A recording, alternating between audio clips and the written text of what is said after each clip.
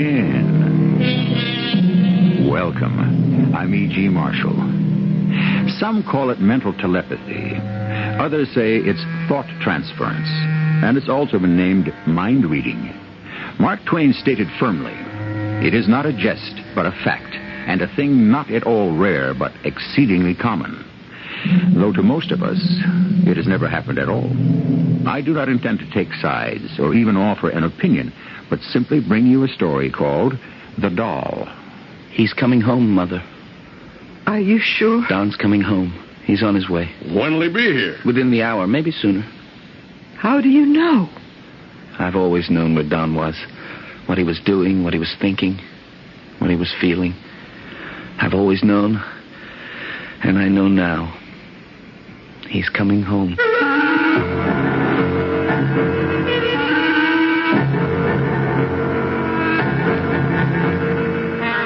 Our mystery drama, The Doll, was written especially for the Mystery Theater by Elspeth Eric and stars Christopher Tabori. I'll be back shortly with Act One.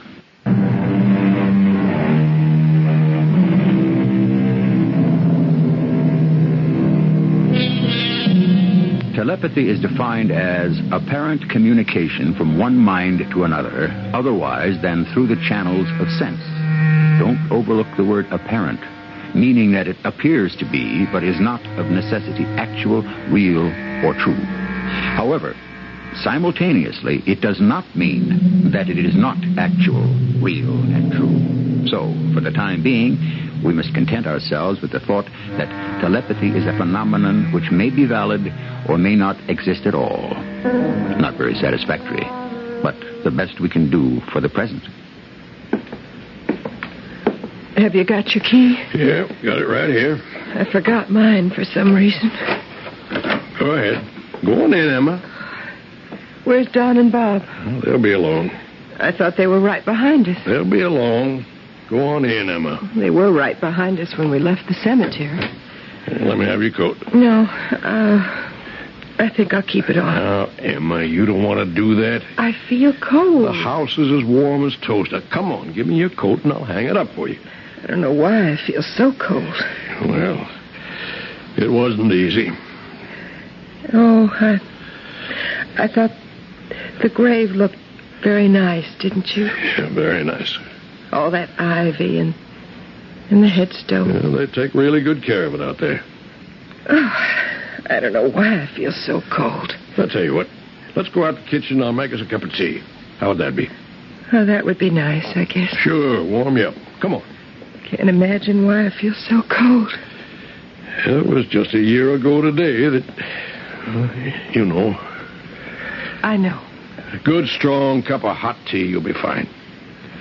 Now, you just sit there and rest yourself. I don't think rest is what I need. Water will be boiling in just a minute or two. What I need my little girl. I need my daughter, that's what I need. Emma, now don't cry, Emma. I can't stand it if you cry. And I can't stand it if I don't. All right, then. Just go ahead and cry. No. I'm all right now. Henry, do you realize that if she'd lived, we might be grandparents by now? We might have a little granddaughter looking just like her. Mm-hmm. Or a little grandson. I realize that.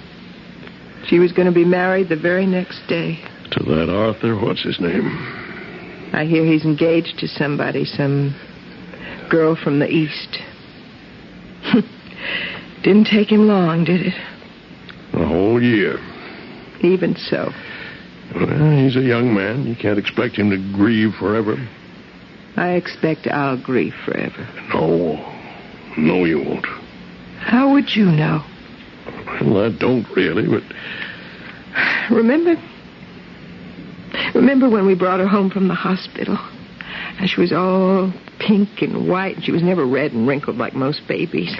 Water ought to be boiling by now. You take Don and Bob. They were really funny looking when they were born. All wizened like little old men. Oh, but she was never like that. There now. Water's boiling. It's all pink and white and smiling. And so pretty. I wonder what's keeping Don and Bob. She hardly ever cried. Well, they ought to be here by now. Well, he slept most of the time. Here's your tea now. Drink it. Never a bit of trouble. We've been very fortunate with our children. Now, go on. Drink your tea. Henry, I don't think I want it. Drink it, Emma. Oh, all right. Oh, Don and Bob weren't any trouble. Not much trouble, anyhow. But then they had each other. No matter what, they always had each other. Being twins, it's a special bond. Or so I've been told. Remember how excited they were when we brought her home? So pleased to have a baby sister. They just stood there and stared at her in the bassinet. I don't understand why they're not home. They left the cemetery when we did, didn't they? I think so. Sure they did. They were right behind us. Don had his hand on Bob's shoulder. That's the way they always walk, always have. Well, why aren't they home? They'll be here. Oh, now, see? What did I tell you? Was that the front door? Of course, I told you they'd be along. Don? Bob? We're in the kitchen. Certainly took their time getting here. Well, they're here, so put out some extra cups, why don't you? Sure, I'll do that. We're in the kitchen, boys. Having tea? Hi. Oh, sit down, dear. You have some tea, Where's your brother? What? Where's Don? Don? Sit down, Bob. Here's your cup. Oh, okay. Didn't Don come with you? Come with me. From the cemetery. Didn't he come home with you? We saw you leave together. You were right behind us. Yes. Yes, that's right. So, where is he? I don't know. I don't know where Don is.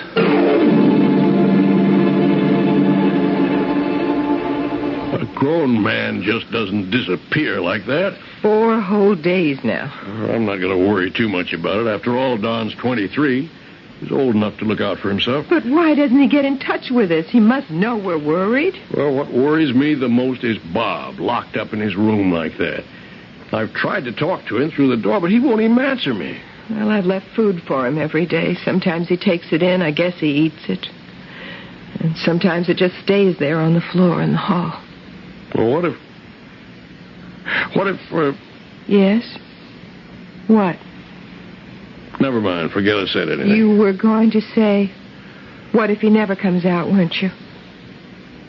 Well, weren't you? I guess something like that. You think there's something wrong with him? Well, isn't there? Something wrong with... in his head.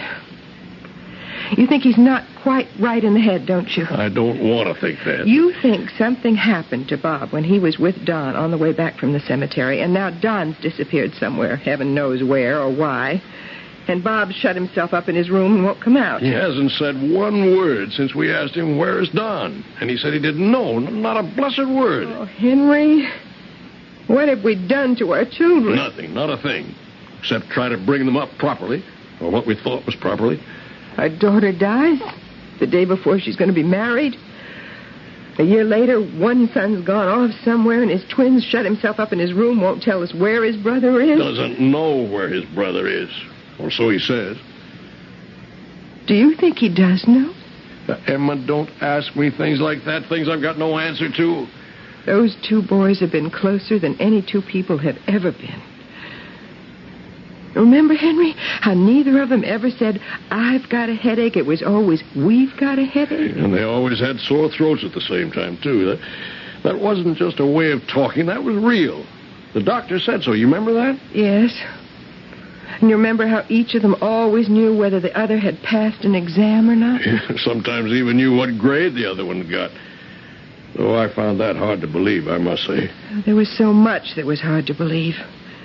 So much that seemed strange.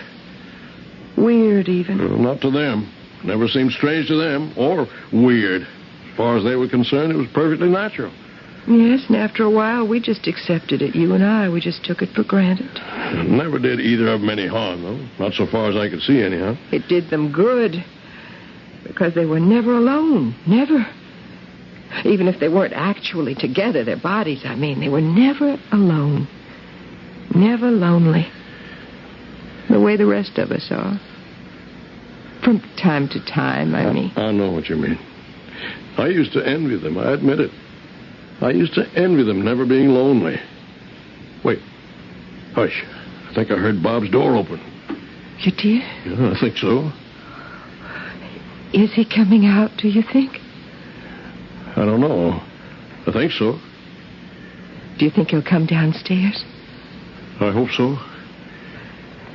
Do you think he'll talk to us? Emma, how should I know? I only meant... I know what you meant. I know perfectly well what you... Oh. Oh, good morning, Bob. Hi. Good to see you, son. I'm sorry if I upset you. Well, as long as you're all right. Oh, yeah. I'm all right. More or less all right. Well, sit down, son. Can I get you anything? You want anything? No, thanks. I don't even want to sit down, because I have to tell you something, and then I have to go someplace. Oh. Well, all right. You see, this is the first time since Don and I were born that I haven't known where he is. Since before we were born, maybe. Before we were born, I certainly knew where he was. He was right next to me, inside you, Mother. We were lying right next to each other for 9 whole months. And I think that's when it started. When what started, dear?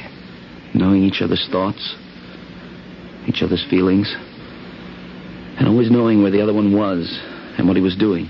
And now you don't know where he is or what he's doing. Now I don't know.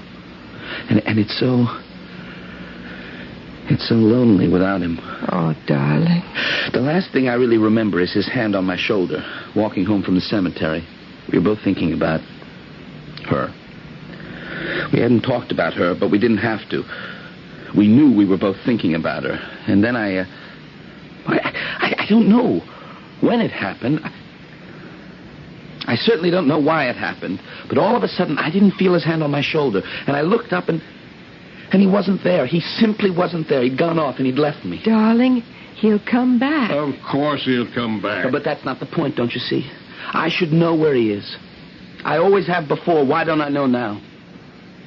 So, I'm going to find out where he is. You mean you're going to go looking for him? Oh, no, that wouldn't do any good. I couldn't find him that way. No. I'm going to church. I'm going to ask God to tell me where my brother is. Though there is no proof, still there is reason to believe, at least there is no reason to disbelieve, the theory that identical twins, during the 9 months spent in close proximity before birth, can develop a telepathic communication with each other. This telepathic communication may, in some instances, continue through life, unless, as we have just heard here, the line of communication is, for some obscure reason, broken. We'll return shortly with the second act.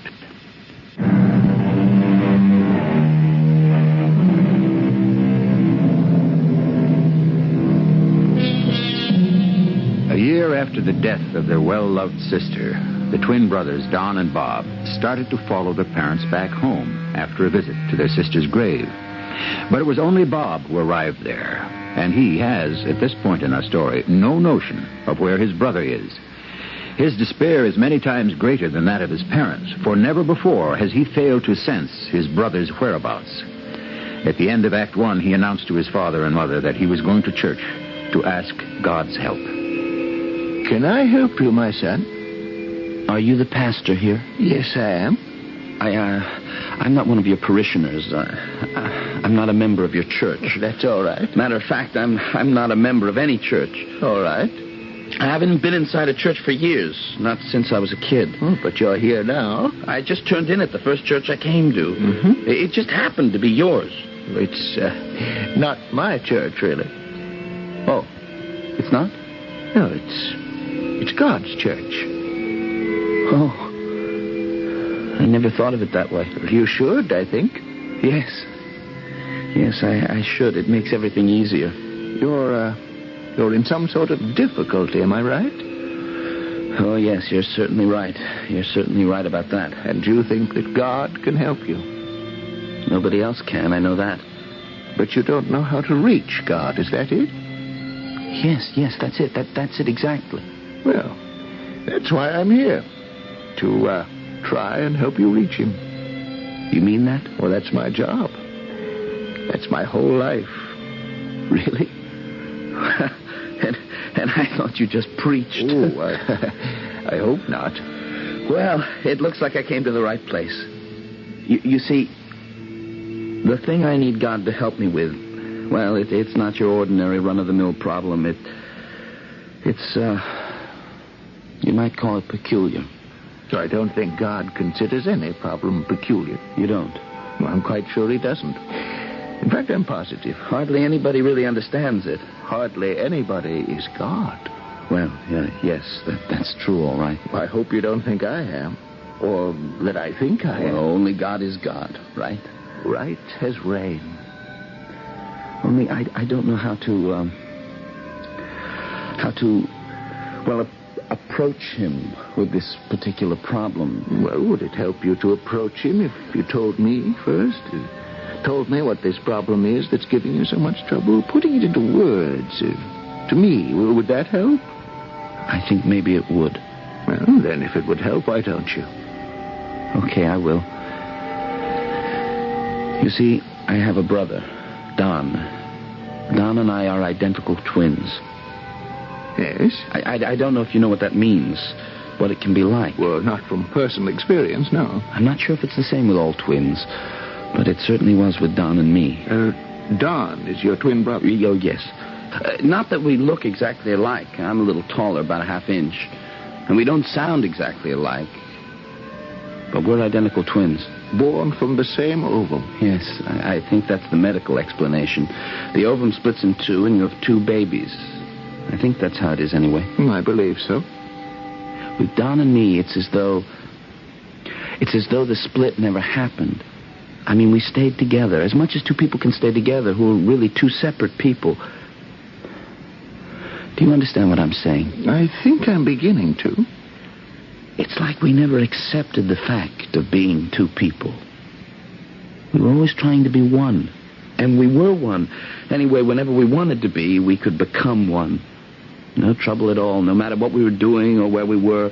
One of us would think about the other and know right away what he was doing and where he was. Sounds very interesting. Oh, I guess it was. It always seemed perfectly natural to us. And your parents, did it seem natural to them? Oh, I don't think so, not at first. But they didn't object to it or try to interfere or anything. Not that it would have done any good if they had. I think you're quite right about that. And it wasn't just a matter of knowing where the other one was and what he was doing.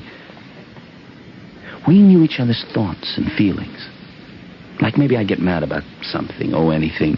Before I had a chance to say anything, Don would put his hand on my shoulder and say, "Take it easy, Bob."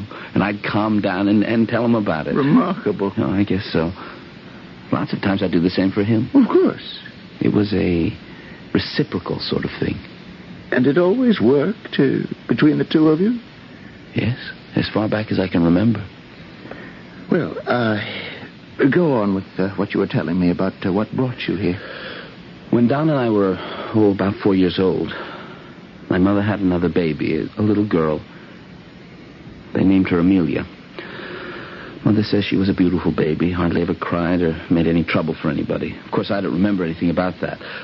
But I do remember about later. Amelia started to grow up, and she was a really wonderful girl. Don and I were both crazy about her. Oh, we helped to take care of her. We kind of protected her from other kids, stuff like that. And then... Yes? About a year ago, Amelia died. Oh. I'm so sorry. Yes, it was very sad. Because she was beautiful and sweet. She was just 18. She was engaged to be married. Very next day. Very nice guy. That must have been a terrible shock. It was. Terrible. For everybody. Don and I... Well, I guess you'd call it we grieved together. Even if we didn't talk about Amelia, We thought about her a lot, and we always knew we weren't grieving alone. Am I making any sense to you? A great deal of sense. I think one of the worst things in the world must be to have some terrible sorrow and nobody to share it with. I agree with you completely. Of course, I never had it happen to me on account of having Don. Anyway, it never happened until now. Are you trying to tell me that something has happened to Don? Oh, no. Or maybe it has. I don't know. That's the awful part, the not knowing. I should know if something happened to him. I've always known before. Why don't I know now? What's become of the communication between Don and me? It's like it's been short-circuited or something. It doesn't work anymore. Have you tried talking to him about it? I can't. He's disappeared. Oh, you didn't tell me that. Oh, no, I didn't, did I? Well, 4 days ago was the first anniversary of Amelia's death. Yes? We all went to the cemetery. Mother and Father and Don and myself. We took flowers, of course. We all stood by Amelia's grave and talked about her a little bit. Not much, just a little bit. And then we sat by the grave, and we were quiet for a while. I don't know just when our parents left, but pretty soon, Don and I got up and followed them. Don had his hand on my left shoulder, his right hand. We often walked that way. It was a habit we had from way back. Neither of us was saying anything. We were just looking at the ground and thinking about Amelia. Anyway, that's what I was thinking about. Not Don? I thought he was. Now I don't know. Because all of a sudden, I felt that Don's hand wasn't on my shoulder. Know what I mean? About feeling the absence of something. Of course I know what you mean. It startled me, that absence. I looked up. Don wasn't there.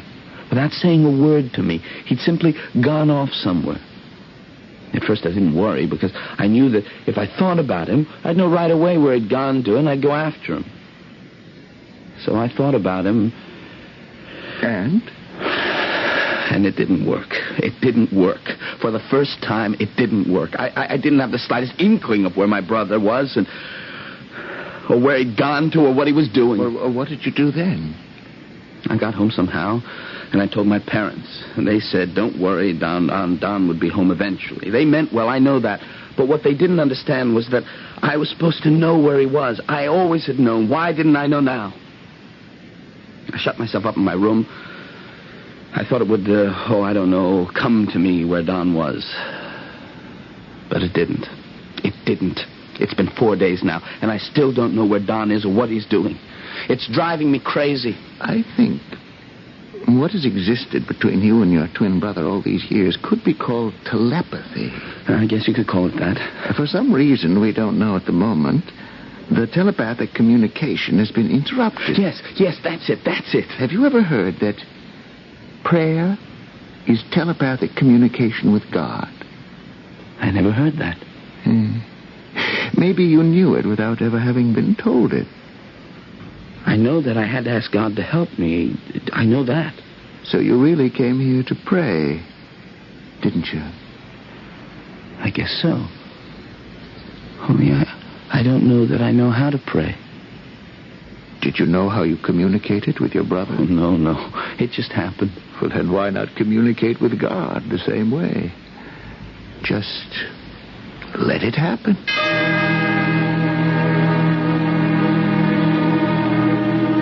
Sit down, Emma. Stop walking around. I don't want to sit down. Bob will be back. He just went to church. Bob hasn't been in church in years. Maybe it's about time. He went because he's worried about Don. Well, for whatever reason. Henry, what is the matter with this family? Are we all falling apart? Well, what kind of a thing is that to say? We've been a very loving family. We've always been very loyal to one another. We've been honest with each other. What's happening? Nothing's happening. Is there some kind of curse on us? Oh. Were we too happy, too fortunate, too close? Because in the last year, losing Amelia, then Don's disappearance, then Bob acting crazy, locking himself in his room. Now he's been gone for almost 2 hours. He hasn't phoned or anything. It's like he's forgotten he has a father and a mother. He hasn't forgotten. How do you know he hasn't? Because he just came in. Oh, thank the Lord. If anything had happened to Bob. Nothing has. Hi there, Bob. Hi. Oh, dear. Everything all right? We were just starting to worry about you. Well, just, a little. No, everything's okay. Anyhow, it's going to be. You mean you found out? I found out where Don is. Bob, that's wonderful. Where is he? I'm going to fetch him and bring him back here. Well, where is he? Oh, he'd come back anyway all by himself, but I'd rather go get him. It would make me feel better, and I think he'd like it better that way, too. Don't wait dinner for us or anything. I don't know exactly when we'll get here. Oh, wait a second, Bob. Well, probably in an hour, maybe more. I don't know yet how long it's going to take. Oh, yeah, one more thing. If he acts a little strange, a little odd, not quite like himself when he gets here, don't pay any attention. Don't take any note of it. Just leave him alone. Why should he act strange? In his own house, with his own family. He's been through a lot. That's the feeling I get. Some kind of terrible strain. What kind? I don't know yet. But I'll find out. Now that I've reached him, I'll find out. I've got to get going now if I want to catch up with him. But where is he? What's he doing? You said you knew. Why, he's in a store. A department store. What's he doing there? Didn't I tell you? He's buying a doll.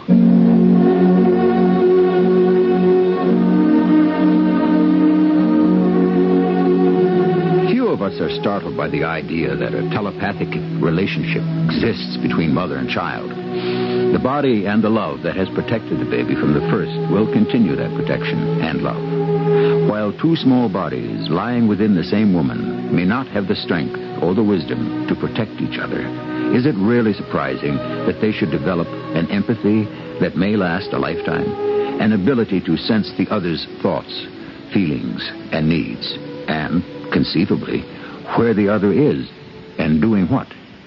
I shall be back with Act 3 shortly.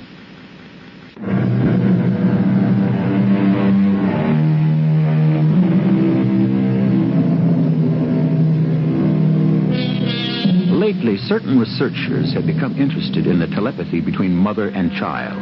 They tell us that they have demonstrated its validity by electroencephalographic patterns of the dreams of mothers and their children. These, they tell us, show such extraordinary similarities that they are forced to assume that an extrasensory relationship truly exists. So far as I know, no such patterns have been established between identical twins, but perhaps when science searches further, that, too, will be demonstrated. Would you like this gift wrapped? I guess so, yes. Could you, would they wrap it in pink? Maybe a pink box or pink paper, a pink ribbon, something like that? I'll see what I can do. Thank you very much. I'd appreciate it. Hello, Don. Who? It's Bob. Oh. Yes, Bob. Hey, you remember me, don't you?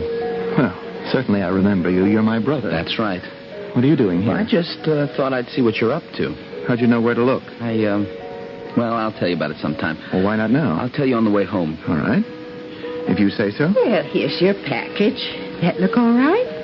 Oh, yes, that's beautiful. Thank you very much for taking the trouble. You're welcome, I'm sure. That looks nice, doesn't it? Very nice.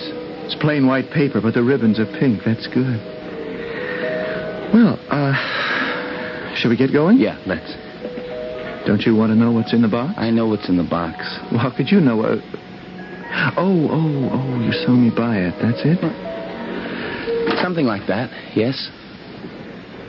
After you. No, you go first. Okay. I have this package. I have to be very careful with it. I understand. No, you don't. That's all right. You want to take a taxi, or do you want to walk? Oh, I don't know. What do you want? I'd rather walk, if you don't mind. I don't mind. Let's walk. Don, mind if I put my hand on your shoulder? What for? What do you want to do that for? No special reason. I'd rather you didn't. Okay.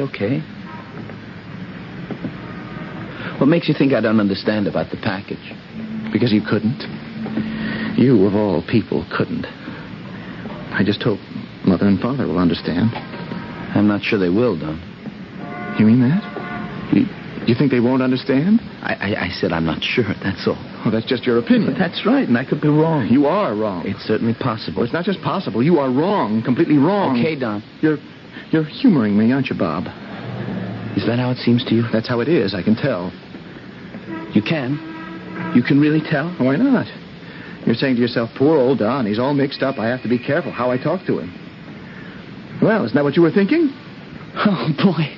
Oh, that's wonderful. Oh, really? What's so wonderful? You see, nothing's changed. Nothing's really changed. Everything's just the way it used to be. Oh, what a relief. I thought... For a while there, I thought... No, never mind what I thought. No. Tell me. What did you think, that I was crazy? No. I never thought that. No? Well, I did.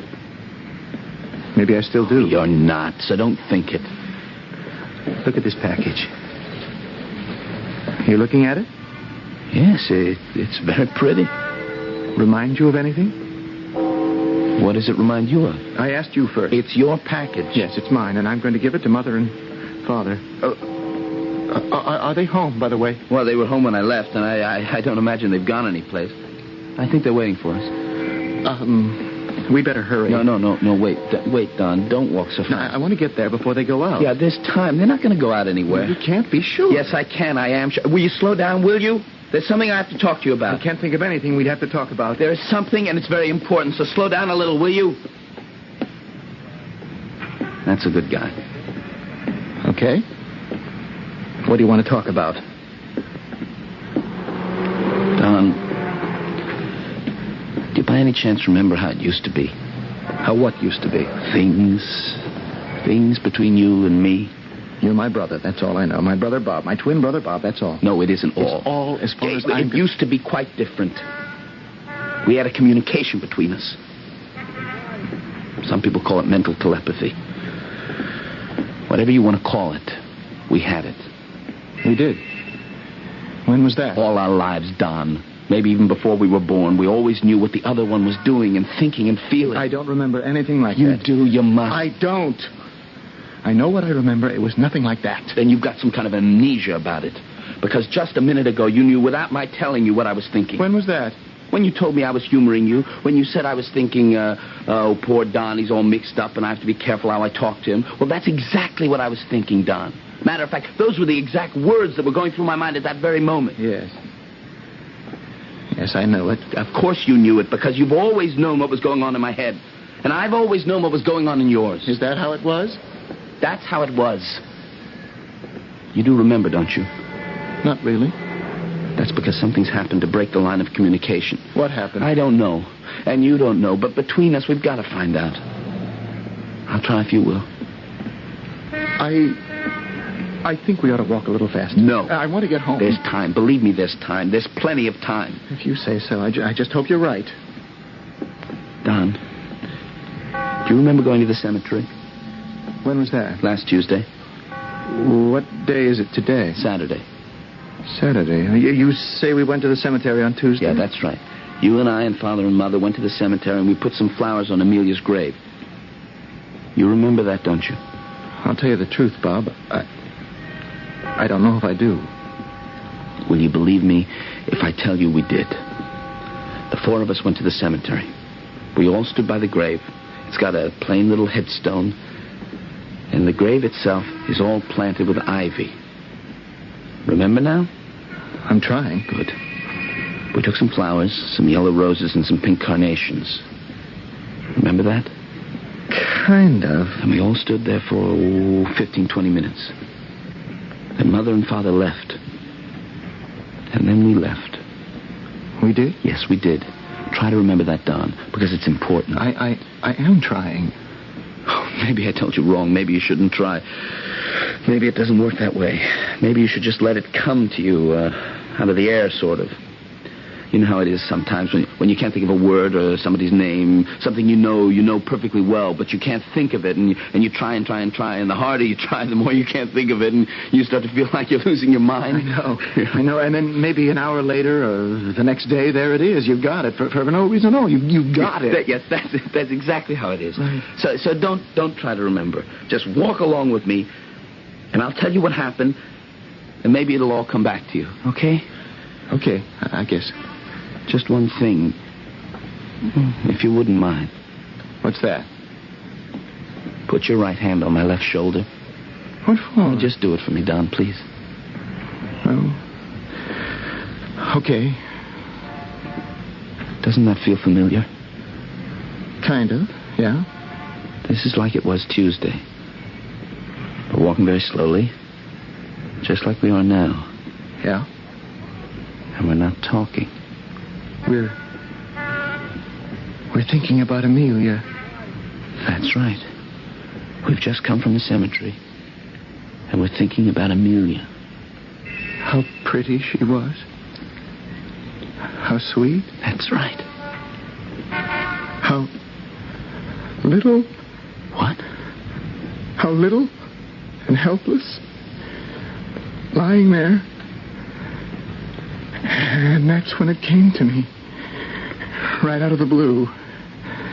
And that's when I took my hand off your shoulder right then. No, leave your hand there, Don. Please leave it there. No, because that's when I remembered that you wanted her dead.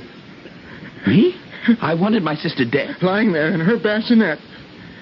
It was white wicker, and it had pink ribbons hanging down from it. Yeah, but that's right. But that was a long time ago. Never mind about that. Never mind when it was. We were standing there, looking at her, and you thought, I wish she'd never been born. But now she's here. And I wish she would die. I don't remember thinking anything like that. Well, you did. I know you did. I've always known what you were thinking, always. Wait, that's true, but Standing there and looking at her, you thought, what do we need her for? We were fine, just the way we were. Why did she have to be born? And spoil everything. I thought that. Yes, you did. Oh, maybe for just for a second, less than a second, maybe, but you thought it. You thought it. And when I remembered, what was it? Tuesday? Was that the day? Yes, Tuesday. Tuesday. When I remembered Tuesday, what you thought about that poor little baby. Yes. I took my hand off your shoulder, and I walked away. I didn't want to be near you. I didn't want to touch you. I didn't want to have anything to do with you. I thought you were the worst person in the whole world. I thought you ought to die for thinking such a thing, and I still do. You are a monster. You are an unspeakable monster. I ought to kill you. Oh, Don, listen to me. Don't come near me, Bob. Don't touch me. I have to. Get away, you murderer. No, Don, no. Kill him. I told you. I told you. You shouldn't have. Ah, Don. Get up. Why don't you get up? I will. In a minute, I will. Your nose is bleeding. Yeah, that's all right. I hurt you, didn't I? No, I'll survive. Let me help you out. No, you just let me sit here for a minute. I didn't mean to hurt you. I hope you understand. I'm starting to understand a lot. You know, in all our lives together, it's always been like one life lived by two people. Yes. Yes, it has, hasn't it? Yeah, the year you went away to camp and I couldn't go because I had the flu. You remember that? You knew when the canoe upset and I nearly drowned. Yeah, you see, you do remember how it was with us. Yes. Yes, I do. It's all coming back to me. So if you say I wanted Amelia dead when she was a baby, I believe you. Oh, it was only for a second. But you caught it, didn't you? And you remembered it all these years. And coming home from her grave, it came back to you all of a sudden, and you thought, it's his fault Amelia's lying in that grave. He wished her dead, and now she's dead.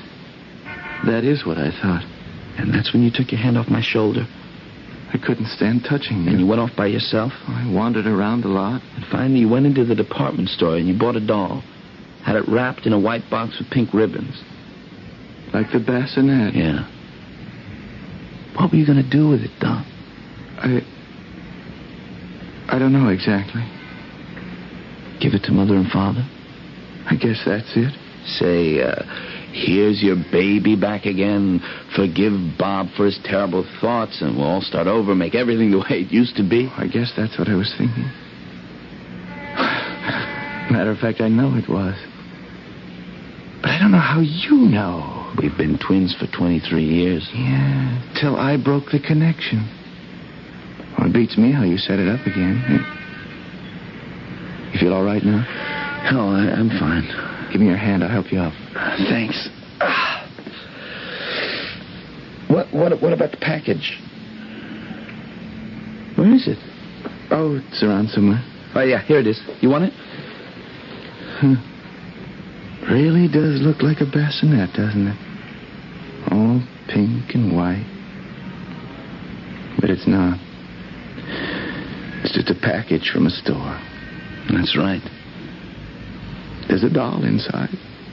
It's not Amelia. No. It's just a doll. So, what should I do with it? Just leave it there. Okay. Let's get on home. You know something, Bob? I'm not sure that it was just you who wished Amelia had never been born. I think it was me, too. Possible. Or maybe it was just me, never you at all. It really doesn't matter. Let's get started for home. What do you say? All right with me. And on the way, there's a church. We might stop in there for a minute. That is, if you feel like it. I was there for a while this morning, and I want to tell you, it did a lot for me. A whole lot.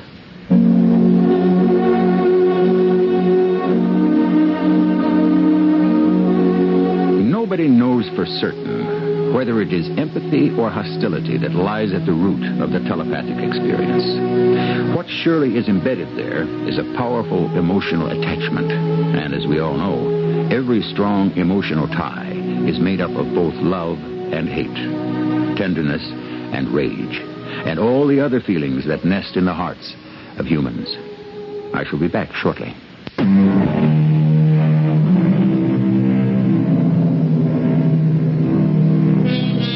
In an effort to interpret ourselves to ourselves, I offer you the words of a Roman poet named Catullus, who lived 2,000 years ago. I hate and I love. Why I do so, I do not know, but I feel it, and I am in torment. Perhaps when we comprehend a little better our own torment, we will better understand the torment of others, and in consequence be a little kinder to one another. Is that not possible? I'll leave it up to you. Our cast included Christopher Tabori, Terry Keane, Russell Horton, and John Beale. The entire production was under the direction of Hyman Brown. And now, a preview. You've been listening to the OTR Gold Network. Find more classic radio at otrgold.com.